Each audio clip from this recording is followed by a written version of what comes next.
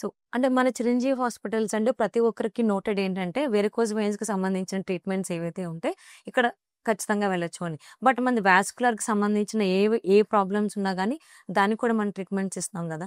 కొన్ని వేరే సెంటర్‌లో చూసుకుంటే పర్టిక్యులర్‌గా ఒకదానికి సంబంధించిన ట్రీట్మెంట్స్ మాత్రమే వాళ్ళిస్తున్నారు. సో, వాళ్ళకి మనకి ఉన్నటువంటి ఆ డిఫరెన్స్ వ్యత్యాసం ఏంటి? యాహ్!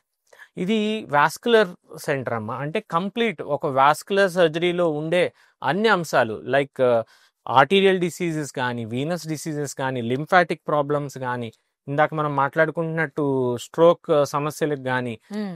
ఫైబ్రాయిడ్స్, యూట్రైన్ ఫైబ్రాయిడ్స్‌కి, ఏవీ మాల్‌ఫార్మేషన్స్‌కి, ఎంబోలైజేషన్స్‌కి, అయోర్టిక్ మెయిన్ పెద్ద రక్తనాళం సమస్యలకి, అయోర్టియా సమస్యలకు గానీ, హ్మ్. అన్ని రక్తనాళాల సమస్యలు ఎక్కడి నుంచి అంటే షుగర్ వల్ల వచ్చే కాలు పుండ్ల దగ్గర నుంచి, వారికోస్ వెయిన్స్ నుంచి హ్మ్. అన్ని సమస్యలకి మనకు ఒక్క రూఫ్‌లోనే మనకు ట్రీట్మెంట్ దొరికేది. అడ్వాన్స్‌డ్ అది కూడా.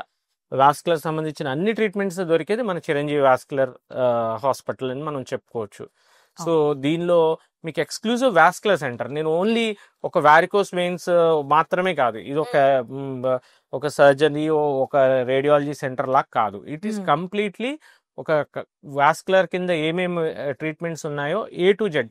స్టెమ్ సెల్ థెరపీ కూడా మనకి ఇక్కడ అందుబాటులో ఉంది. A to Z whatever మన వాస్కులర్ రిలేటెడ్ రక్తనాళాలకు సంబంధించిన ప్రతి ప్రాబ్లంకి అత్యాధునికమైన చికిత్సా ప్రక్రియ మన చిరంజీవి హాస్పిటల్స్లో మాత్రమే అందుబాటులో ఉందని చెప్పుకోవచ్చు మనం.